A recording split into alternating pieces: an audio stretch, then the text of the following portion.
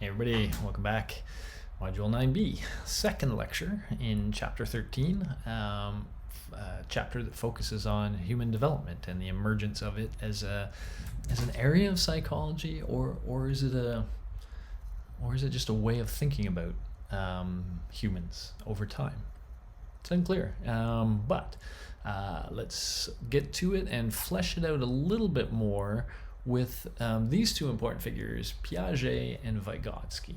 And you're going to see for Piaget and Vygotsky, the focus is largely on children and the development within children.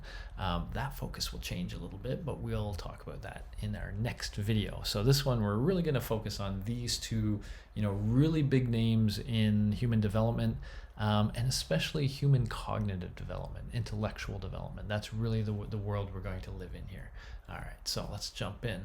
Jean Piaget. So Jean Piaget was Swiss and didn't necessarily have a great command of the English language, but he worked a lot with Barbara Inhelder, who did have a good command of the English language.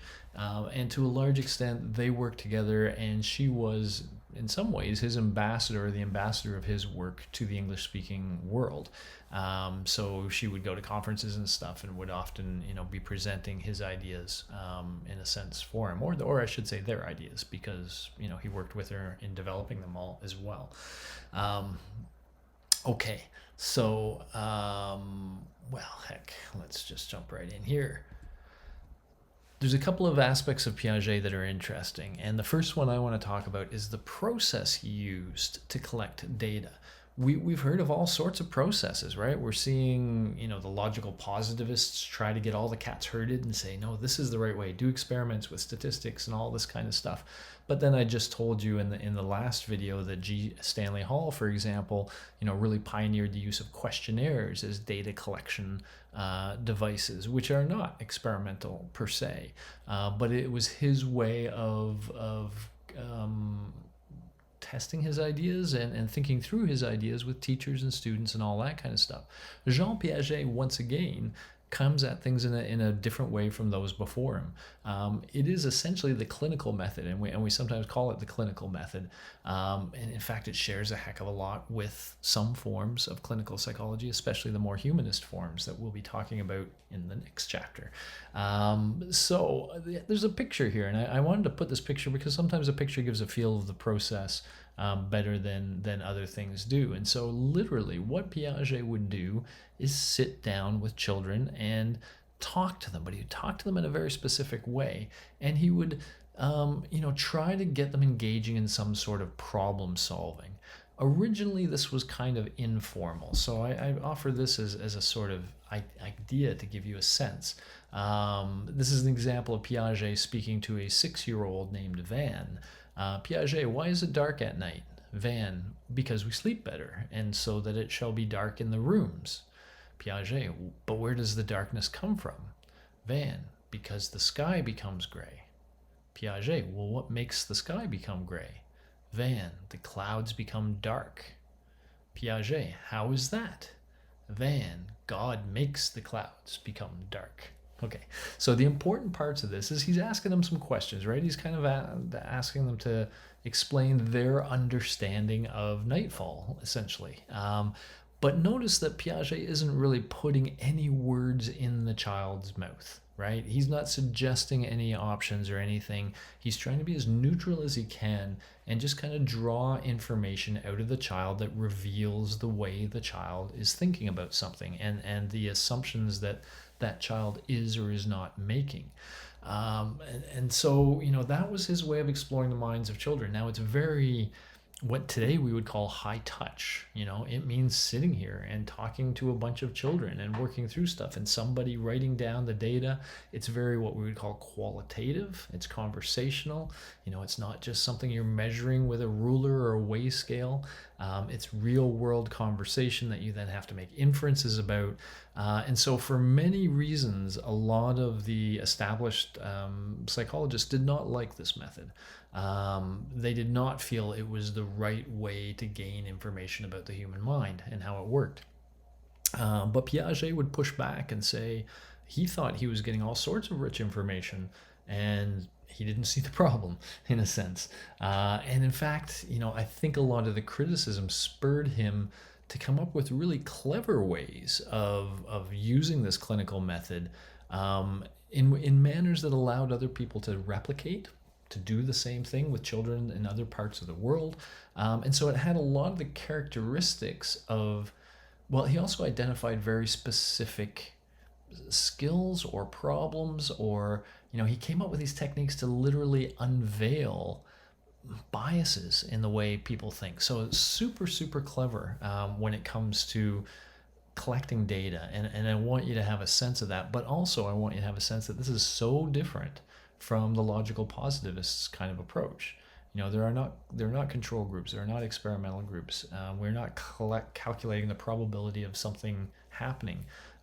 It's a much more qualitative approach, and yet it's produced some fascinating results. So I think this is just an example that there isn't a right way to do psychology, and maybe the right way depends on the questions you're asking and the approaches you're doing. And if you're working with very young children, maybe that formal scientific method doesn't work as well as sitting and talking with them a little bit.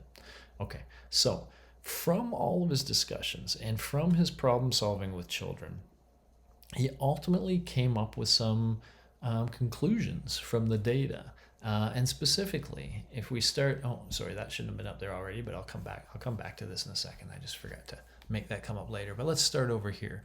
There's a few things that make Piaget's theory of cognitive development sort of unique and interesting. So one is, he really felt there were stages. So he didn't think development was necessarily just this continuous line where and let's be clear, we're talking about intellectual development here. We're talking about cognitive development. So he didn't think your mind and your ability to think just sort of gradually, grew to be able to handle more complex ideas, etc. He thought there were specific stages, almost like Freud had outlined various stages of development. Piaget talked about stages of cognitive development, and these were all marked by a certain ability. The child would sort of have a certain kind of problem it's trying to solve within each stage, and if it reached a certain ability, then that would mark the progression to the next stage. So we're going to talk about these stages here to give you a much clearer sense. And we do have age ranges associated with these. These are originally Piaget's age ranges. Some people felt that Piaget's method underestimated the ability of children. So some people believe that these ranges aren't completely perfect, that sometimes children can do the critical things before he suggests they had. But he himself didn't really say these are age bound, but he did think they were order bound. You had to get through the sensory motor stage before you could get to the pre-operational, before you could get to that. So that these were challenges you had to face as you develop. And this last challenge, the claim is, many of us may not have even gotten here yet, or we may be still facing that challenge. So let me walk you through and give you a better flavor. So what he thought is, in the sensory motor stage, this is when the child is young and their big problem is understanding the world around them and learning how to interact with that world. So this is when the child, during that 0 to 2, will eventually learn to walk, right? And to locomote and interact with the world, reach for things, grab for things. But in order to do that well, it first needs to develop its literal sensory abilities, the ability to see well, to hear well. It's got to learn how to control this body, right? And so while it's doing that, it's learning a whole lot by looking at things, by touching things, by sucking on things. These children like to put everything in their mouth at that age, which Freud would say is their oral stage. But this is just one aspect for Piaget. This is just one way they interact with the world. Child has a primitive understanding of cause and effects relationship. And somewhere around, this is sort of one of these markers. So Piaget would highlight these markers that would either mark the end of a stage or something critical that has to happen during that stage. And one of the markers here was object permanence. And so sometimes Piaget came up with very simple ways of demonstrating whether a child had reached some ability. But he thought those very simple things reflected very important steps of cognitive development. So let's do that with this one, with object permanence. And let me say, I've got some YouTube things here. I've learned I can't show you a YouTube video while I watch, because if I do, I'll get something that says I have copyright material in my lectures, and then I have to suck out the video anyway and stick that little thing in there for you. So I'm not even going to do it this time. But I do have an overall search I did that'll show you a bunch of Piaget videos, and then I've picked one specifically that'll correspond more to, sort of between pre-operation and concrete. So I'm going to talk about this one in detail, but I think you should look at some of these. I really want to highlight, go to YouTube, click on some of these videos of the stages, and it'll show an experimenter interacting with a child. And you'll get a real clear sense of how Piaget had created these little, clinical problem-solving situations that unveiled a lot, or revealed a lot, about how a child was thinking about some world. Okay, so let me give you a few examples verbally, but go check them out, because that'll really make it make sense. All right, so let's do sensory motor and object permanence. This is kind of weird. We almost don't believe it until we see it. But the claim is, before a child has reached this stage, which is around 9 months. So imagine we had a 6 or 7 month old child. The claim is, if you put some toy or something there that the child wants, and you put it in a position they could see it, and let's say they can crawl, they would probably start crawling towards that object as if they want it. But as they're getting close, if you did something as simple as put a pillow on that object, or a Kleenex if it's small enough across it, or a little blanket across it, if you in some way hid the object, the child would stop crawling towards it. In fact, the child would behave as though that object is no longer there, that is as if it no longer exists. Okay, so it hasn't achieved what we call object permanence now, which is this notion that just because you can't see it, it still exists, right? In this age, before they achieve that, to a child, the only things that exist are the things it can see. If it can't see it, it doesn't exist in the child's mind. They will reach a point sometime after 9 months when, if you do the same thing, they're going towards an object and you cover it up, they will simply uncover it. They will realize that you have just covered up the object, but the object is still there. So then they've achieved object permanence. So you can see how, with some very simple setup of an experimental situation, you can test whether a child, acts like the object has disappeared or acts like it's still there. Now, let me just zoom out a little bit. That sounds like a very simple thing, but when you think of object permanence and you think of the child's cognitive world and what's it saying about it, it's saying that before that point, the child thinks the world is what it sees. The world is what's around it. Once it achieves object permanence, it starts to realize, whoa, there is a whole lot more world out there than what I can see. Now, I don't know if the kid actually goes, whoa, just realized something. No, I don't think he does that. But it is the beginning of that notion that there's a whole lot more to the world than what a child can see, hear, smell, or taste at a given moment. That the world is a big world. And Piaget would say this is a big step, right, cognitively, and that every child sort of must go through that. So after that, we'll go a little quicker here because you can see a lot of the demos, and I'd actually would like you to see that. But let's talk about this one a little bit. From 2 to 7, this is really when language is developing hugely in children. And this is what Piaget really focuses on, their ability to use language and other symbols, and language is a symbol, to stand in for things. So you could actually have a glass of water, for example, but they could read glass of water and imagine a glass of water even though it wasn't there. So the symbols become things they can work with that aren't physically present, but they can still think about them using things like letters and numbers, etc. They tend to be egocentric during this period. It's like they see the world through their eyes and through their eyes only, and they kind of assume everybody else thinks about it like they do. They have not yet gotten to the point where they can imagine that everybody's view of something might be a little different. And in the very literal sense, and this is the video I think I've linked up here, check this one out. And again, just the clever experimentation. The way they do this is they literally have the experimenter sit on one side of a table and the child on another. And in the table in between, they have like this mountainous landscape, paper mache or something, mountainous landscape with some animals and some things around. And the experimenter first says, can you tell me what you can see when you look at this landscape?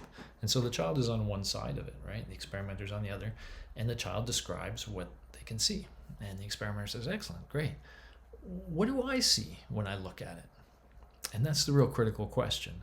When the child is in this stage, it's not till around here where, somewhere around here where they start to lose their egocentrism slowly. Some of us never lose it. But before that happens, what they will often say is, if you say, well, what do I see? They will describe what they see. It's like they think you see what they see. But again, at some point, at some age, the child can suddenly put themselves in your space. They can kind of make that jump and say, oh, what do you see? Well, you're over there and you're looking this way. So what would I see if I were sitting where you were? That perspective taking thing. And they're able to answer the question then. But again, big deal, right? Just like object permanence, big deal. You suddenly realize your reality is just one reality of as many realities as there are human beings. That every one of us is seeing and experiencing the world differently. And quite often somebody can experience the same thing very differently than you do because they see it from a different perspective. This could be literal, of course, as it is in these demonstrations, but it also grows to be, and this is something we see as things go on, in a more abstract case, right? Where you could literally say, well, it doesn't make sense to wear a mask. And you look at that and the answer is obviously yes, but then you realize other people say, well, no, the answer is obviously no. And suddenly we're like, how can you see it that way? I don't see it that way. But we can think about these sort of abstract things and try to see it from other people's perspectives or not. Okay, so cool. That's what the child is sort of focused on at that point. And they can start to do concrete observations. They can think about things in very concrete ways, which is what really the next phase is really focused on. They're getting a mature understanding of cause and effect relationship. They're starting to learn about things like conservation. You guys have probably heard of this one. It's funny. There's a funny video online where a father gives pizza to his son and daughter, and he gives two pieces to the son who's quite a bit older. Oh, I'm gonna have to pause this for a second.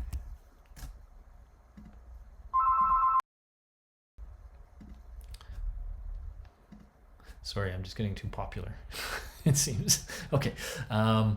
So he gives pizza to both the son and the daughter. He thinks the son's bigger, so he gives the son two pieces and he gives the daughter only one piece.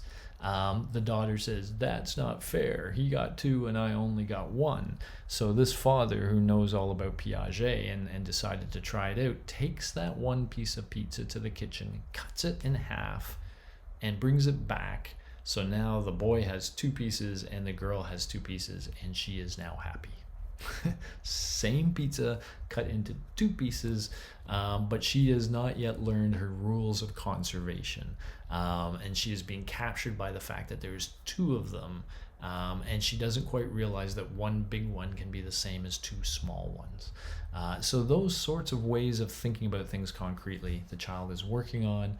And the famous example is when you take liquids from one long skinny thing and you pour it into a short fat one, and you ask the child, was there more liquid in the tall thin one or in the short fat one? They will for a while say there's more in the tall thin one because it's higher, and that impresses them. But after a while they realize if you're pouring the same liquid back and forth, it's the same amount. That's conservation. So they learn that. Again, very simple tasks, right?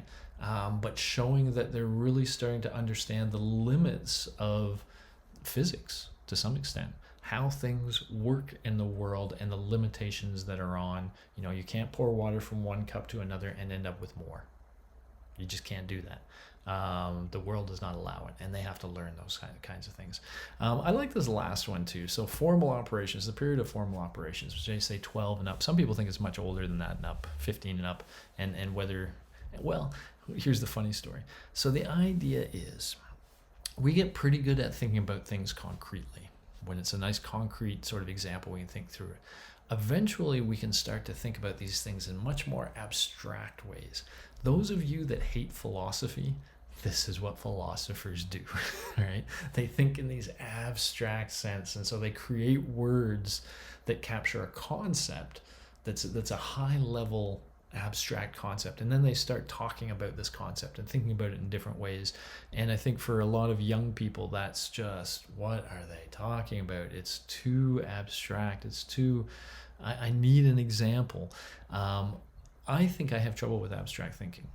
And I think to the extent I am a good teacher, and I don't want to say I'm a good teacher, but to the extent I am, I think it's because I need things to be concrete. In order to make sense of them in my mind, I need a concrete example of this abstract idea.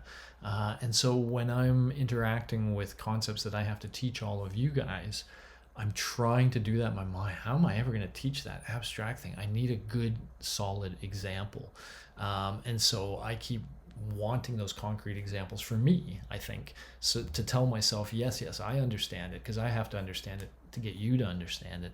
And then I give you those concrete examples, and people say, you're a great teacher because you make everything make sense. You make it, you give us these nice concrete examples of what you're talking about.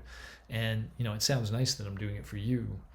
I'm doing it for me, I think, because I'm not very good at this abstract reasoning stuff. And I don't think I ever was. I did it to my teachers too. I kept forcing them to give me a concrete example of what they were talking about. It was just a habit I had. Okay, so I'm going to zoom out a little bit. This isn't all about Piaget, but I do want you to so far take from this that we have now this unfolding of cognitive development across stages, specific stages.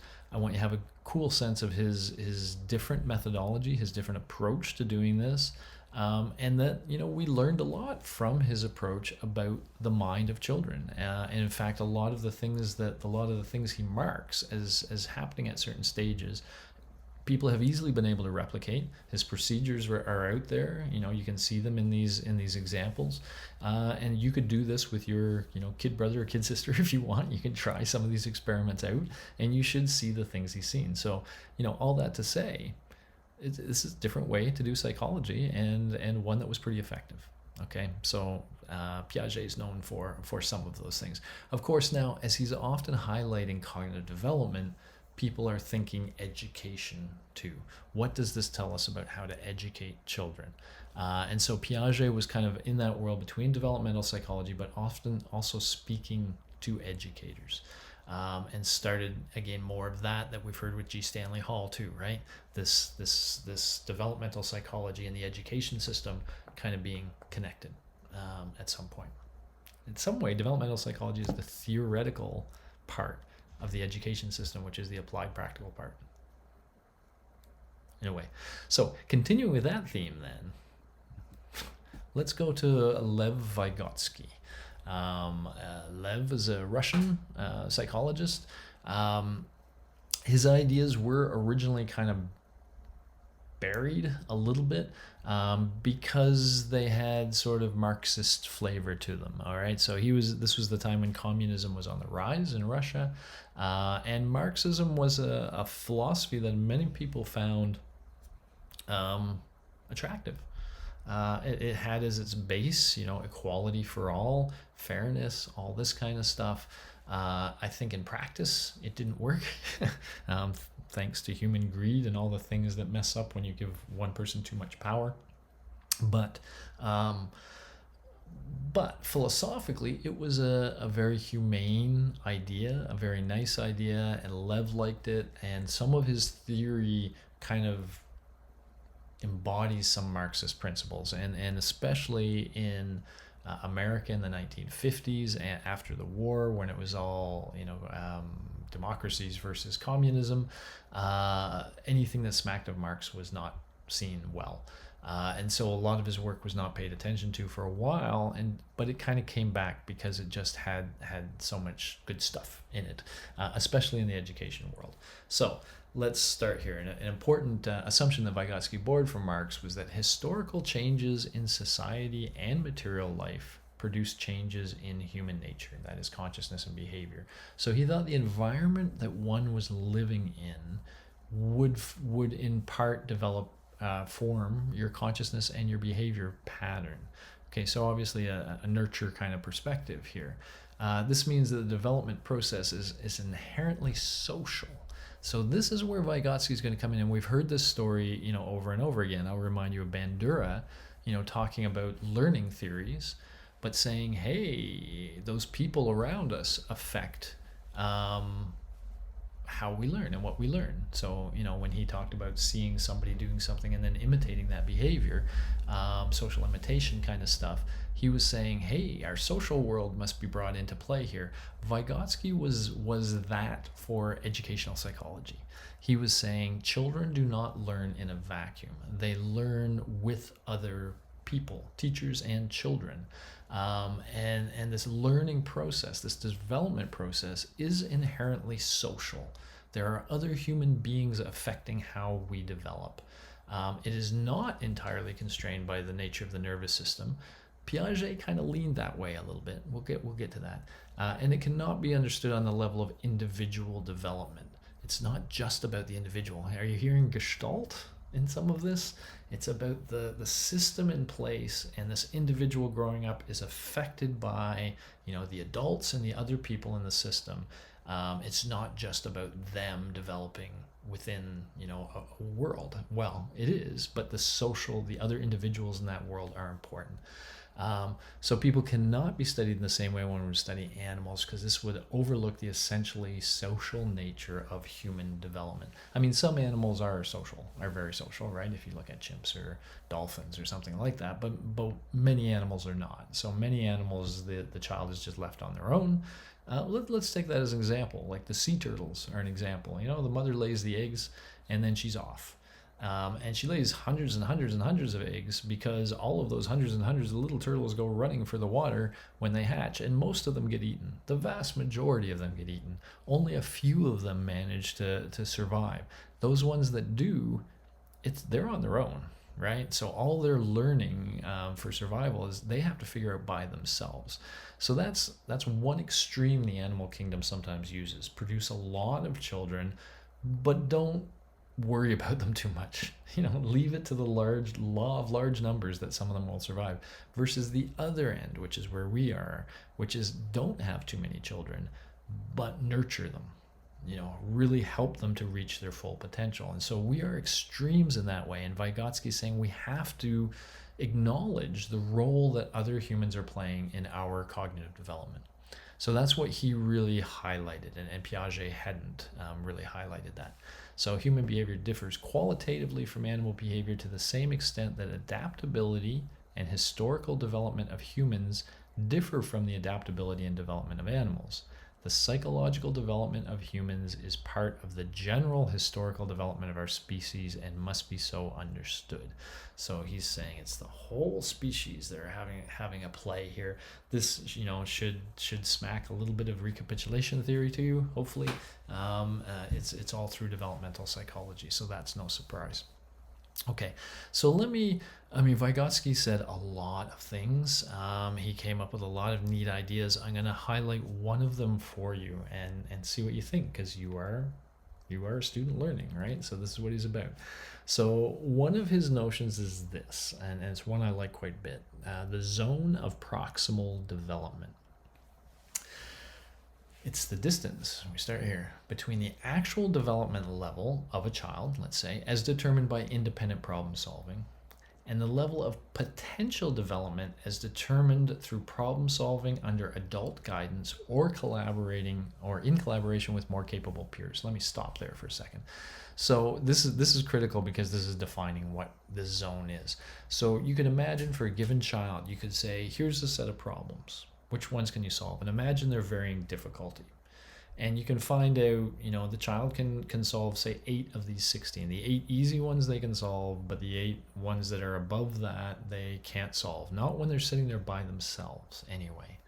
But what if somebody, a good teacher or a peer that really understood it, sat by their side for those 8 they found difficult and kind of helped them think through it in the right way?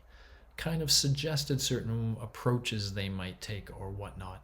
What you will often find is that child is capable of solving some of those ones they couldn't get first, but with some help, they can get there, right? With somebody kind of prompting them, they can get there. So we got where they got by themselves and where they could get with the help of another. And the distance between that is the zone of proximal development. This is what you want to hit as a teacher. This is the zone you care about, right? So let's just read the rest of this and I'll come back to that. The actual development level, where the student is, may be determined by standardized testing. So you could test a bunch of grade 5s and you could say, okay, this is where the average grade 5 student can get to if you want. The potential developmental level requires more sensitive exploration in the part of a teacher to discover what the child is capable of discovering with their assistance. So in order to figure out the potential, you actually have to work with the child and see how much higher you can get them. Such a teacher might offer leading questions or show how a problem is to be solved and the children then solves it, or if the teacher initiates the solution and then the child completes it or solves it in collaboration with other children. So this is the idea, you get that zone. Let me be a little more clear about, and maybe some of these will help you kind of make sense of this. What's implied here, not said as directly as I'd like, is if you shoot above the child's potential, you needn't bother. They're not going to learn. So if, I'm learning to play guitar, there's some things I can learn to play. There are some guitar players where you could say, hey, did you hear what they just did? Can you play that? I probably couldn't play it right now, but with some help and with some support, there's some guitar players where I could probably get to their level of play, right? Those ones in my zone. But if you give me Jimi Hendrix, or if you give me Eddie Van Halen, I don't know how well you guys know these guys. There must be a modern example of this. Guitar isn't what it used to be one time. But if you give me something like that and you say, okay, look, watch what Jimmy just did that, do that. That is so far beyond my potential that if I try to do that, all I'm going to do is get depressed and bummed out. I'm never going to be able to reach that high. And so if that's the goal, then I'm set for failure. Right? And this is what Vygotsky was trying to say. When we're teaching our children, we don't want to expect things of them that they just can't reach. We want to find that zone that's from where they are now to where they could go, what they could actually achieve. And that's what we want to do. We want to keep pulling them up to their potential within that zone. Now, of course, once they're there, that's now their new base level, right? And we can ask, okay, now how much higher can we get them with some good education, and you're going to hear this word scaffolding, just kind of supporting their ability to reach that new height. That's what scaffolds do, right? And so Vygotsky was really kind of highlighting the role of the teacher, and not just how important they are, but what they should be doing. And part of that for him was finding the zone for every child, trying to get a good sense, which is a very high touch, right? It takes a lot of time, but try to get a sense of what that child's zone is and then teach within that zone. That's a hard thing to do when you have a class full of students, right? You've probably been in classes where a teacher has said something and you're like, okay, I got it. And for you, it's there. And then the teacher keeps talking about it or keeps expanding on it or whatever, and you're like, I got it. But some of the other students in the class haven't. They are still at a lower level, and so this teacher is trying to help them get to where you are, but you are bored stiff because you were already there. Or you have these other professors that are talking and assuming so much of you in terms of your knowledge that you don't know what they're talking about anymore. You think they're smart. They seem really smart. They know what they're talking about.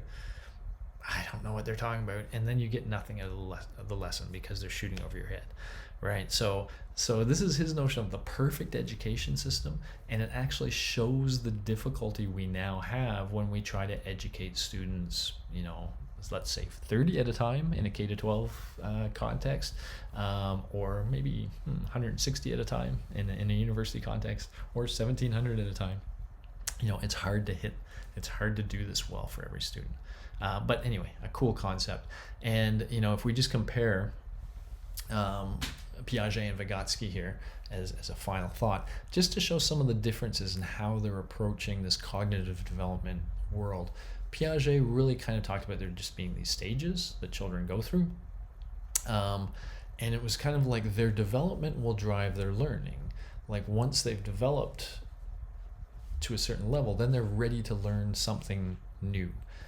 Vygotsky, he was all about social interactions and the zone, but he thought the learning drove the development, that it was actually the child's learning that sort of pushed their mind and their brain that step further. So just kind of an interesting back and forth there. Piaget has more of this sense of innate developmental stages, that you just kind of go through this process. Maybe different children go through it at different ages, but almost like it's an inevitable rolling out of things. The perfect example I give for this is puberty, right? Nobody had to teach you how to go through puberty. You did not have to take puberty classes. It just happens. It's a biological, physical process. Your body changes. We don't all go through it at the same age. Some people later, some people earlier, but we all go through it, and we go to a new stage after that. So that's what we sometimes call maturation. Those sorts of processes are maturation, things that just unfold. They don't need something from the environment to make them happen. They just happen. Piaget kind of talked about cognitive development like that children go through these stages. And they can't get to the next stage until they learn the previous, and sometimes that may take a while, but they are eventually going to go through these stages. Vygotsky didn't see it in that sort of innate way. He thought the world played a very critical role in helping that child reach their cognitive potential.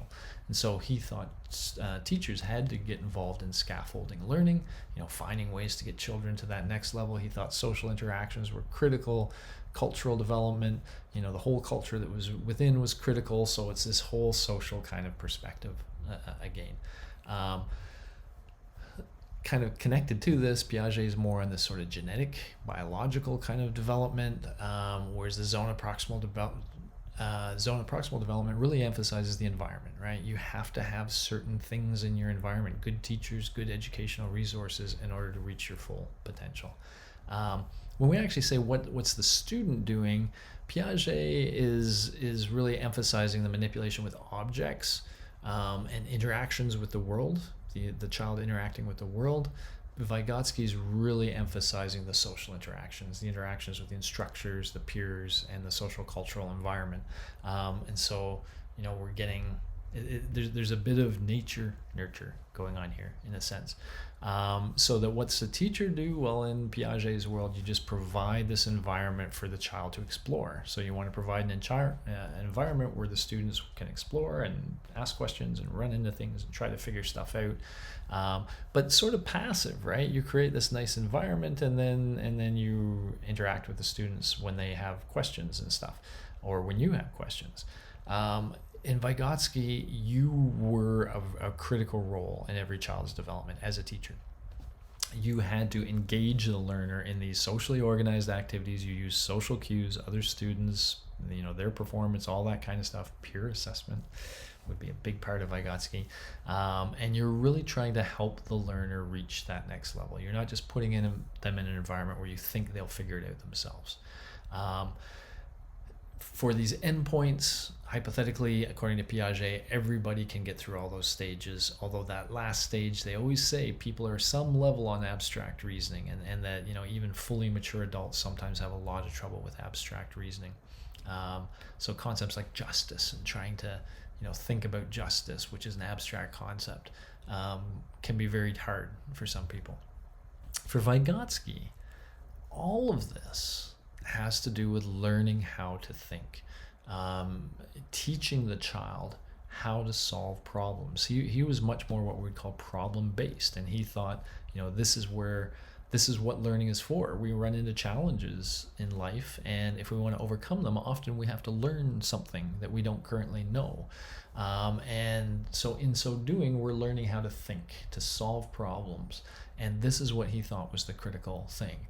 you've heard me in the peer scholar context, and I think you know that I'm probably on Vygotsky's side, and trying to use specific questions to guide how you're analyzing the work. Socially organized, you're dealing with peers, you have instructors kind of coming in there, so it's a much more social context of learning. And yeah, my goal is to give you guys practice, structured practice in thought, critical thought, creative thought, and communication, and because I think that's the ultimate goal, and that's what will ultimately give you success is if you learn those skills. So I'm very much a Vygotskyan kind of guy, I guess. If you had to align me with somebody, that's where I'd be. All right, that's Piaget and Vygotsky. This will mark the end of video 2 in this series. So we're going to go on to video 3. We're going to talk about Erikson. We're going to talk about Eleanor Gibson. I think just those two. I think those are the critical ones. And again, it'll allow us to bring this idea of development and get a little bigger with it, which is cool. And that will end up chapter 13. So I'll see you during that lecture in just a bit.